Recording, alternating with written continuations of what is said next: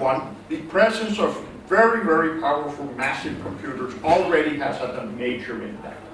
In the mid to late 90s, when I was talking about direct numerical simulations of multiphase flows, it was pretty much myself talking about bubbles and Dan Joseph talking about solid particles, and that was it. Okay? If you go to any meeting on multiphase flow now, you know, there are sessions on DNS of multiphase flows. So certainly this part here already has an impact. There are two other things that are happening right now that are also going to have major impact.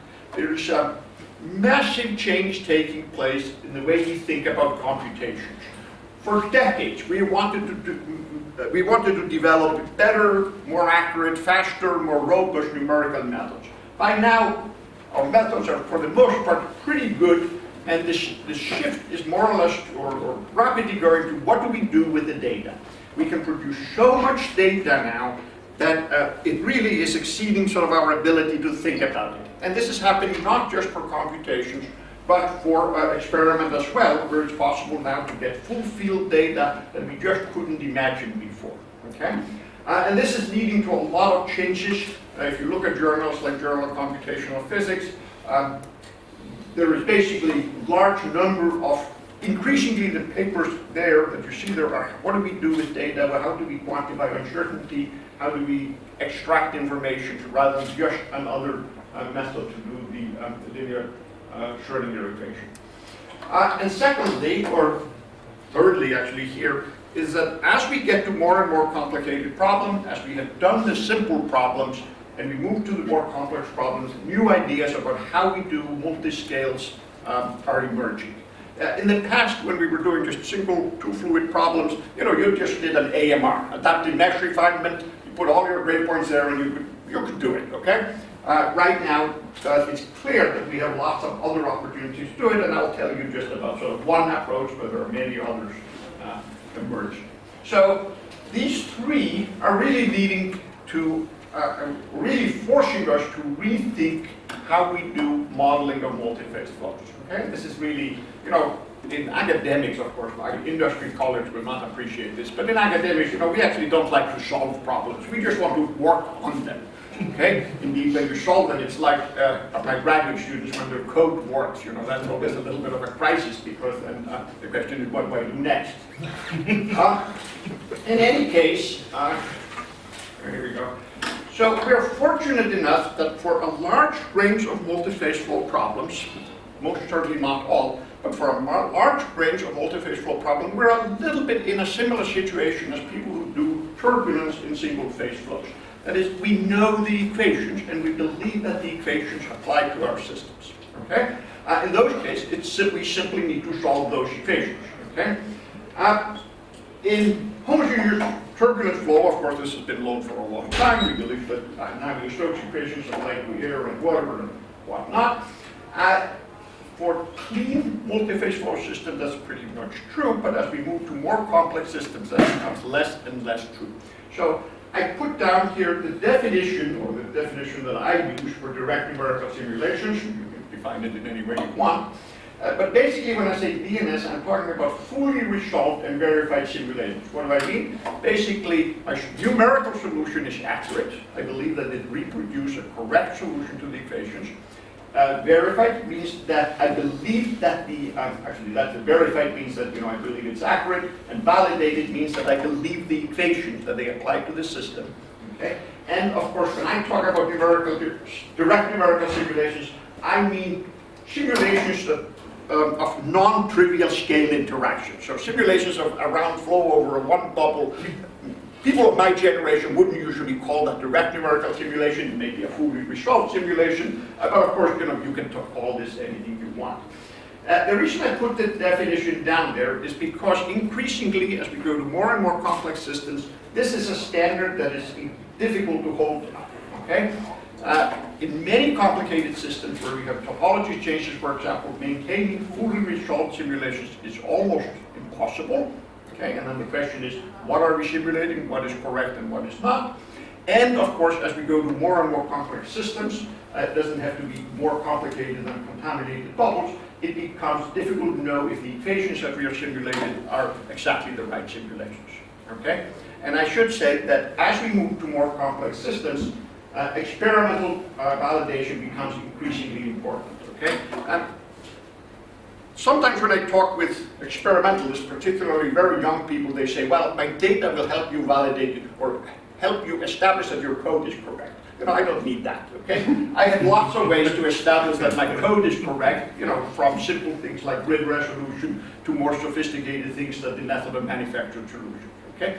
Showing that I'm getting the right solution is my problem, and in many ways I can deal with it, okay? Showing that my equations are the correct ones is a much more challenging topic, and that's where I need experiment, because a numerical simulation can only reproduce the physics that I put into it, okay?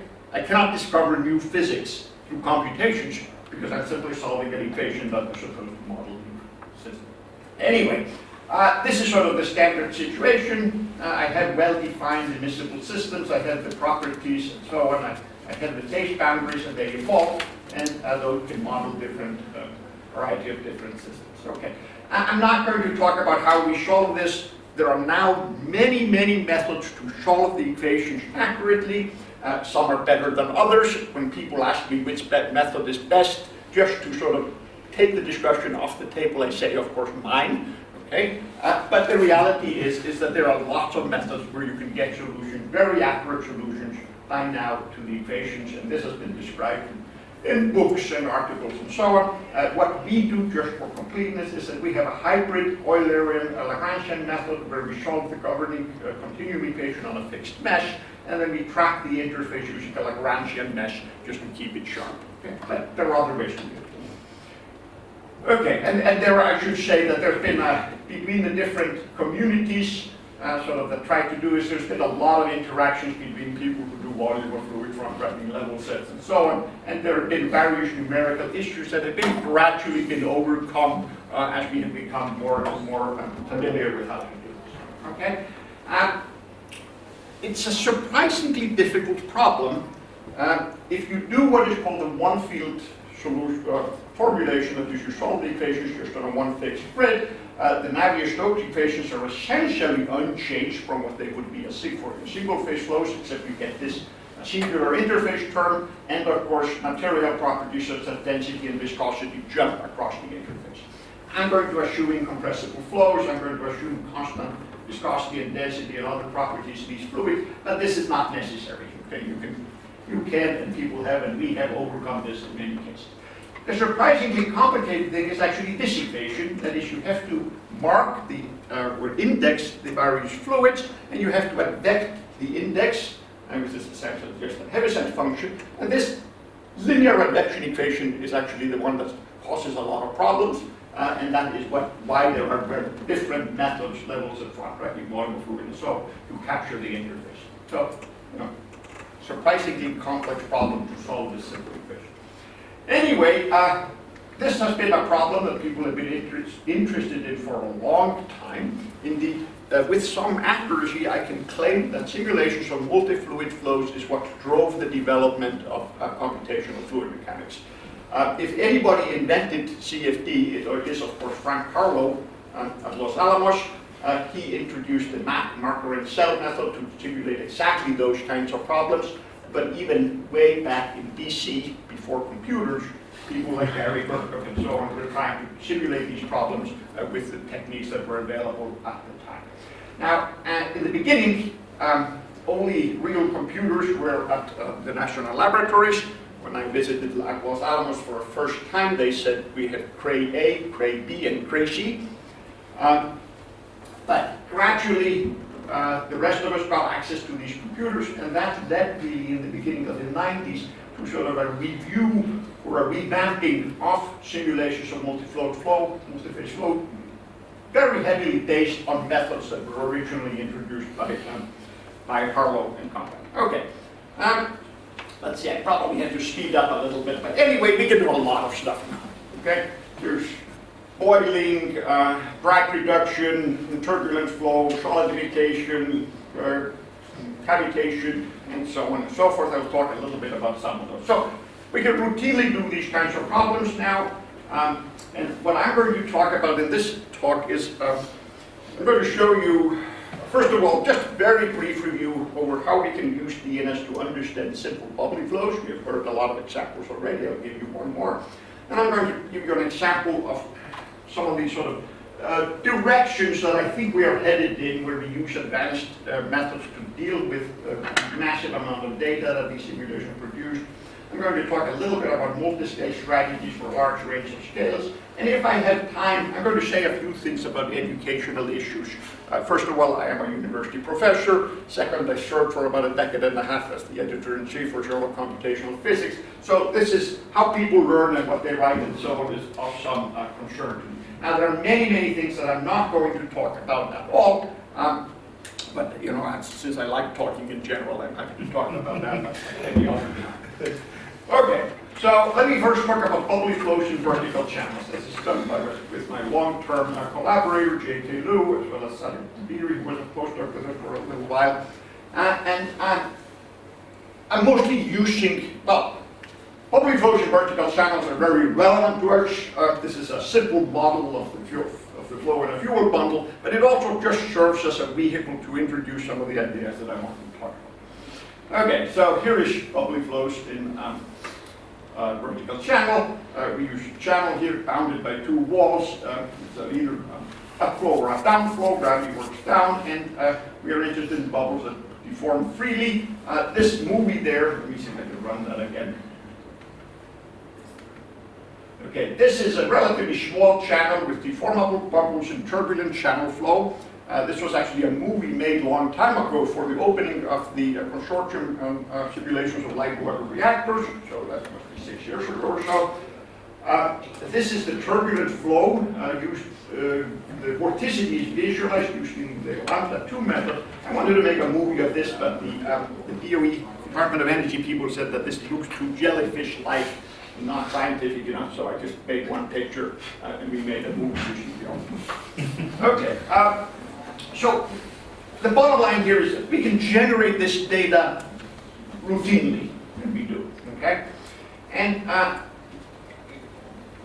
perhaps the hallmark of successful simulation or successful study is when you look back at the data and say, gosh, you know, if I had been smart enough, I wouldn't really have to do any computation. I just should have seen this. And that was certainly the case here. So what this is that this is flow. This is, I believe, laminar flow, but we have done turbulent flow also. So this is bubbles in upflow and bubbles in downflow. It turns out that if you calculate this to steady state, what you see is basically lots of bubbles sliding along the wall. And if you have downflow, you see most of the bubbles distributed in the middle of the channel and no bubbles at the wall. Okay, so there's a very big distinction about the bubble distribution here. This is for nearly spherical bubbles. This particular example is for laminar flow, but we see exactly the same thing in turbulent flow.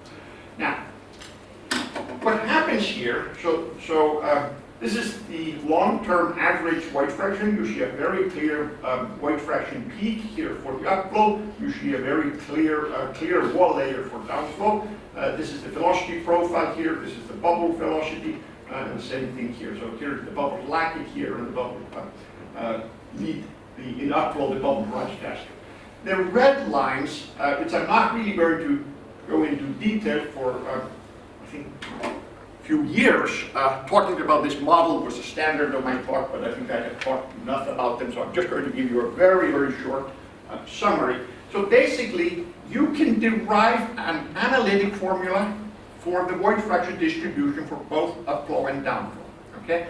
It's based on the fact that at steady state, the pressure gradient that you impose on the fluid and the wall shear and the weight of the mixture have to be in equilibrium. Okay? So in the middle of the channel, because the bubbles are pushed for upflow, the bubbles are pushed out of the channel, okay, to the wall. What happens is that the mixture becomes heavier and heavier as you take bubbles away. So eventually, the weight of the mixture balances the shear from the wall and the pressure gradient. Okay? For downflow, the opposite is true. You add bubbles to the channel middle and you make it more buoyant until it is so buoyant that it balances the pressure gradient. So in the middle of the channel, basically the void fraction distribution must be such that the pressure gradient and the buoyancy, or the weight of the mixture, is balanced. Okay? Therefore, I can calculate the void fraction in the core. That means for upflow, the extra void fraction must be at the walls, and for downflow, the extra void fraction must come from the wall. Okay? So I don't need the back of the envelope to calculate the void fraction distribution. I can do that on the back of the. I can do it on the back of the stamp. Okay? So I can calculate the void fraction distribution, and it's pretty good agreement with the computations here.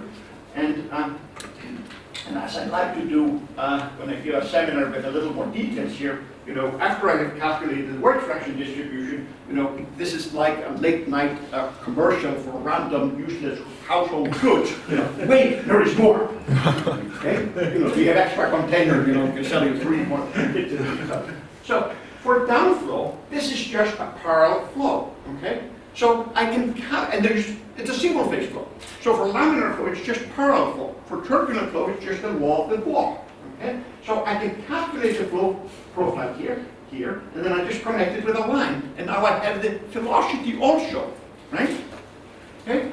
Now doesn't match exactly the data, because what happens is that as the bubbles rise faster than the liquid, there's a little bit of added mass or drift mass that goes with the bubbles, and that's not accounted for in my model. Okay? So there's a little discrepancy. Now for the upflow, because there's a bubble layer here, it's a little bit more complicated. We have done scaling analysis and so on, but I can't give you an analytic formula, but I can get pretty close. Okay? So the bottom line is that in this particular case, you know, once I had the simulations, and they were set up in a very simple way, so it was fully under control. You know, I looked at the data, looked and looked and looked, and eventually there was sort of an aha moment. You know, now I see what's going on, right? Okay. And we could never really solve the problem, and as I said, I felt a little dumb. I should have seen this right at the beginning. Now, before I move on to the next topic, let me just say that this is actually a very simple system. We have done some studies of how this depends on bubble deformability. What this shows is, this is now for turbulent flow. It shows that the flow rate here is basically independent of the Edwards number, because all spherical bubbles move to the wall. For large bubbles, all bubbles, therefore bubbles are distributed in the middle of the channels, the flow rate is much higher, and beyond this Edwards number, they start to break up. Okay? So basically, there's this very sharp transition. Now, when you say flow rate, what is the meaning of the coordinate, the vertical axis? I think this is the liquid flow rate in some non-dimensional units. Okay. It's not superficial velocity. I don't believe so, but I would have to look at the paper exactly to recall what it was, okay? We have calculated flow rate in all kinds of quantities. What we picked for this particular one, I can't remember.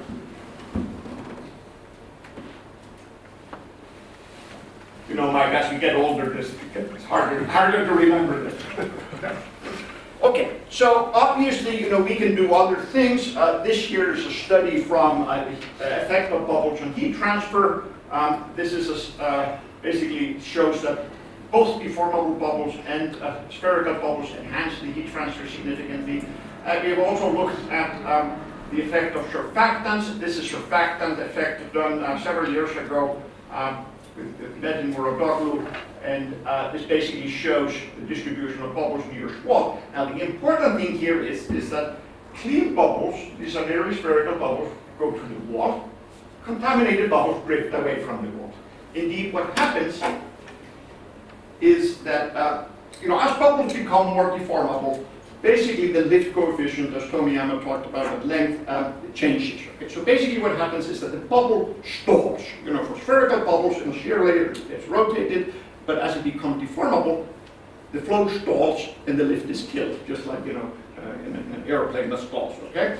Now, if the bubble is contaminated, you see that too. There you can have a separation because the contamination basically inhibits the flow, and so the flow stalls, and that leads to the wake, the development of the wake, which kills the lift basically.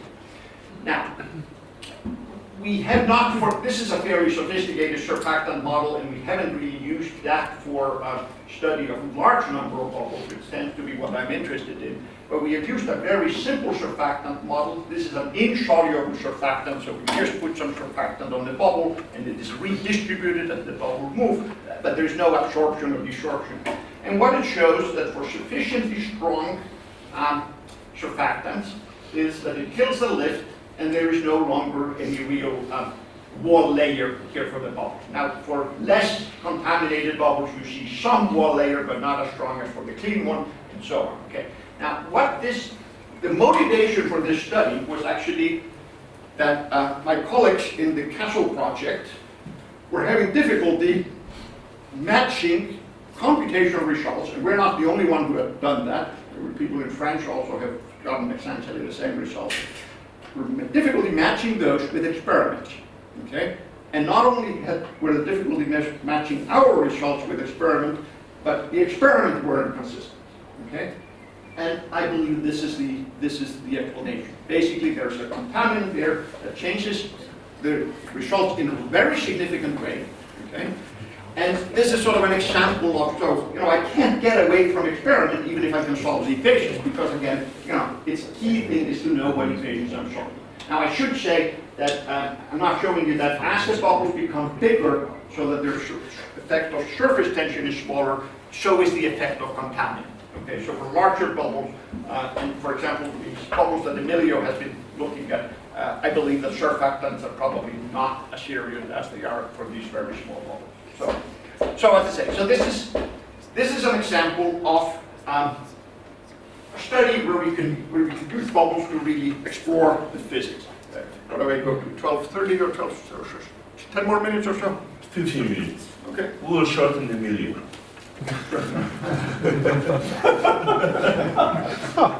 So Tomiyama went over. Yeah, and we take it out on Emilio. Yeah, right. Yeah. And I had nothing to do with this. Okay, so we're also, as we get bubbly flows more or less under control and can just start using the data really to help with modeling and so on, and there's a lot of interactions here between many of us who are trying to use this data to complement experiment, we are starting to look at more complex systems. And this one here is a system where the bubbles undergo topology changes, they coalesce and then they break up and so on. Of course, this is relevant to a lot of high void fraction flows. One of the interesting things with these flows is that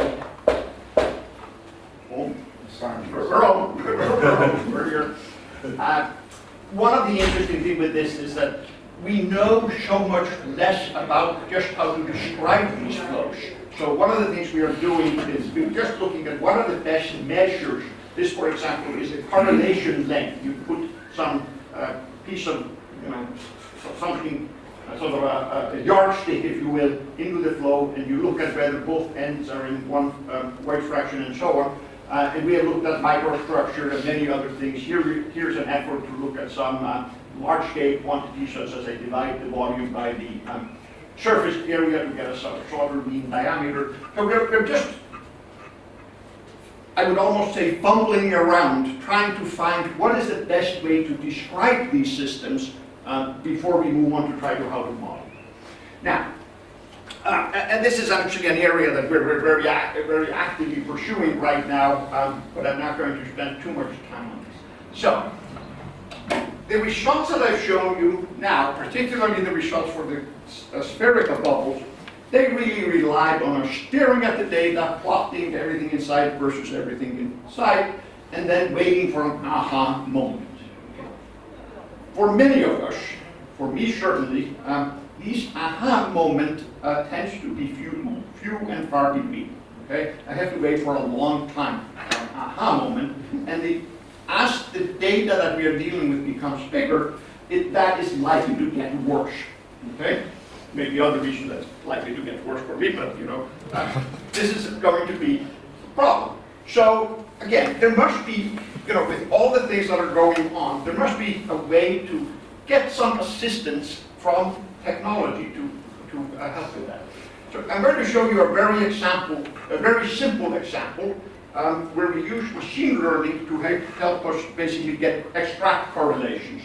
So I wanted to do as simple problem as possible, so I took the average equation, I averaged them over the plane walls, and I averaged them basically over both liquids. I assumed density and viscosity inside the bubbles for 0, and then I get an equation for here the liquid velocity, that doesn't include the forces between the phases. Okay, I can take the standard two-phase flow equation and simply add them, and then I would get the mass weighted or work fraction weighted actually velocity. But if I assume everything in the bubbles is 0, which is not true for the simulation, but pretty close, and I just get a simple equation here, and then I get this equation for the work fraction. So the bubble flux, the streaming velocities, and the average surface tension are unknown, and I need to correlate them with the average flow.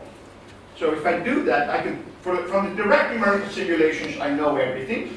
So I can calculate the fluxes, the streaming stresses, and of course I have quantities. These are in my model. I can take the gradient, the velocities in the model, so on. And in principle, I can calculate lots of other quantities.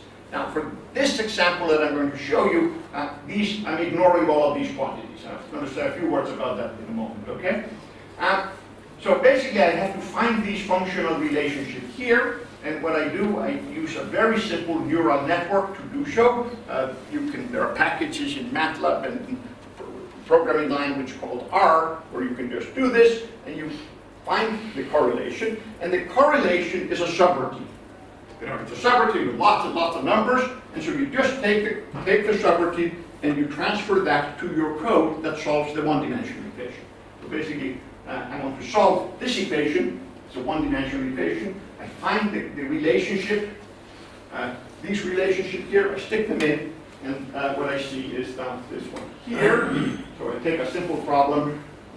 This is bubbles in a channel. The interesting thing is that the bubbles go initially to the walls, and then they disperse again until you have the distribution that I showed you earlier, where you have lots of bubble near the wall, and then you have some bubbles in the middle. Okay, here is the correlation, and often we get better correlation like this. I just take this one to show that sometimes, you know, they don't all fall on a line. Yet, when we do the velocity and the work fraction distribution, we get pretty good results.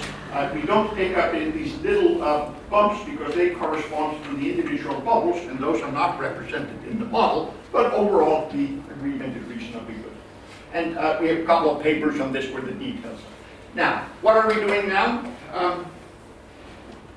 For turbulent flow, so these were basically laminar flows that I showed you. For turbulent flow, very often what you need variables that describe the average state of the unresolved motion.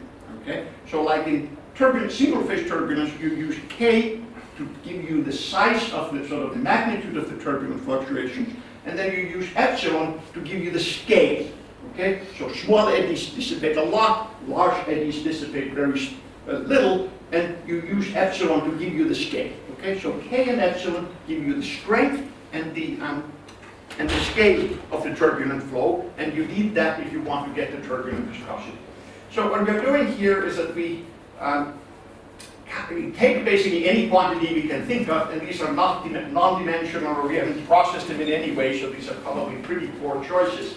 And then we correlate, in this case I think one of the fluxes, with all these variables using neural network, and not surprisingly, if you know everything about the flow, you can calculate the rest, okay? And then what we do is that we pick just a few of these variables that show the largest correlation. This is measured by the Gini coefficient, and we use those, and again, we get a reasonably good correlation, not as good as this one. And the idea is that this will help guide us to pick what variables are the important ones to describe the unresolved state. So when I go to do the correlation, and I haven't done that yet, the student graduated and wanted a real job and so on. So when I go to model the flow, this can help me select the right variables. Okay? So, okay. Let me see. What is next? Okay. I can sort of cut this short and stop pretty much any time, so let me just give you a very, very brief overview of the last content. So, in these kinds of simulations, what often happens is that you have what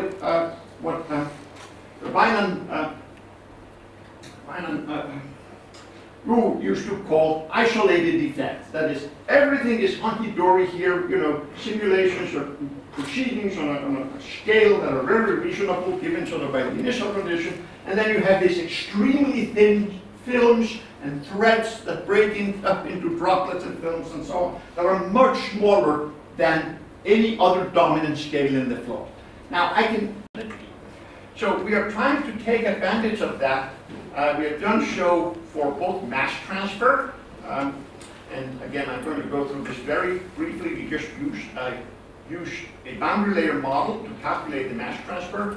This is needed because mass transfer of gases and liquids is moves very slowly because the Smith number is high, and we find that we can actually capture the Smith number fairly well. At this case, at a very, very high Smith number, we needed experiments, and Akio was kind enough to join us and help us show that this actually does work at very high Smith numbers. There's some comparison with correlation from the literature. Okay, and we have used this for larger scale. The second is for thin films. This particular example is trying to capture the thin film under a drop that falls down on a wall using a thin film model. And even though the model is extremely simple, it sort of works. And what we are trying to do now is more complex flows where we are trying to capture small features like thin films and so on that are under-resolved with these kinds of models that has some relationship to large eddy simulations of flows that I probably won't get into right now, except to say that one of the challenges with large eddy simulations of multiphase flows is that your standard filter that you apply to turbulence takes flows and smooths it out. Okay? Yet the best example of a large eddy simulation in multiphase flow is the point particle models. You know, where you took the bottle, you didn't smooth out the particles, you sharpened it down. Okay? So what we have been trying to experiment a little bit with are models of like that. Okay, let me skip the educational part since I sort of took too long here, except to say that one of the problems we have in these complicated flows is that increasingly it is hard to get people to the state of the art quickly enough so that they can make meaningful contribution during sort of the hopefully short period that a PhD should take. Okay? And I think collectively, as a community, we need to find ways to bring people up to that point. Otherwise, you're going to end up with, you know, the literature filled with articles of people who barely understand what they're doing and just reinvent the wheel over and over again. Okay? If you want to really make progress, you have to get people to the state of the art. And with that, I think I haven't taken too much time from Tomiyama and I'm sorry, Emilio. We'll short him. Good. Okay, with that, I'm going to stop. Thank you. Thank you, Greta. Are there any questions, comments? To me, the most important thing, and this may be my personal perspective, is really understanding turbulence. And you mentioned just a few words about turbulence, but have you been really trying to quantify the results of simulations in terms of formulating, let's say, confirming or modifying the runs laws? Because this is what is practically a very important issue. So we've done two things. Okay. Actually, most of the things we have done there, Emilio has done it. Okay, so he has taken data from, from us as well as from Igor, and done some analysis and tried to quantify that. I've also worked with a few visitors sort of on looking at very simple aspects of that. So we have tried to do a little bit like that. I think we should take advantage of the data to the degree possible. But remember, all of these standard models, the RAS models, were developed in an era where data was scarce. Okay? Now data is abundant. So I think it is time to also rethink how we model it, because the boundary conditions, or the ambient conditions, if you will, are totally different from the time when Spalding and Harlow and those guys were coming up with these models. This is exactly what I have in mind, because even without bubbles, for single-phase flow, all those RANS models are at least questionable. So since you were talking, I put this slide on the background in which your data are used to develop turbulence models. Okay, in RANS. We have one more question. Okay, so maybe one more question and then we can Actually, it's completely follow-up of the first question. You mentioned about the turbulence scale that can be estimated from the dissipation rate and kinetic energy, and this is what's called the cornerstone assumption of turbulence. But it's known, and the evidence keeps accumulating the last couple of years, that even in simple boundary layers, single phase flow, this assumption is not valid. Yeah. The Bushin assumption, you know, where the turbulent viscosity is K over 1 epsilon squared, Right. you know, probably has held us back in making progress in turbulence, you know, for decades. Okay, I think we need to move beyond that. Good. Okay. I'm glad you agree. So, One more question, yes, please. So can you comment on the ability of modeling some of the aspects of bubble-to-bubble interactions, such as coalescence or bubble breakup? Okay, that's a long answer. I'll try to make it very so I didn't go into. Give me the short one. 20 minutes. No. So I didn't go into that at all, but we have looked quite a bit at sort of the impact on different conditions when you let bubbles coalesce. In reality, there's physics there that is not in any simulations, namely that, you know, when you're only a few hundred angstrom thick, when the film is a few hundred angstrom thick, you know, there are Hadamard forces that make it unstable and so on. Okay. None of us has built in any of that. When you track the interface, you can decide what you do when they come close in volume of fluid levels that they all fuse together.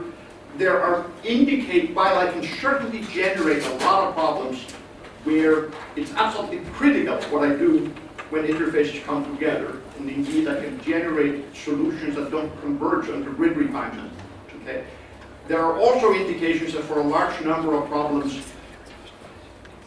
the interfaces are going to coalesce and break up no matter what I do. So it's relatively insensitive to the physics. Okay? But this is a long discussion that we probably should have outside of Emilio's presentation. Thank you, GRETAR, for this introduction and very good presentation on modeling new directions in multiple flow.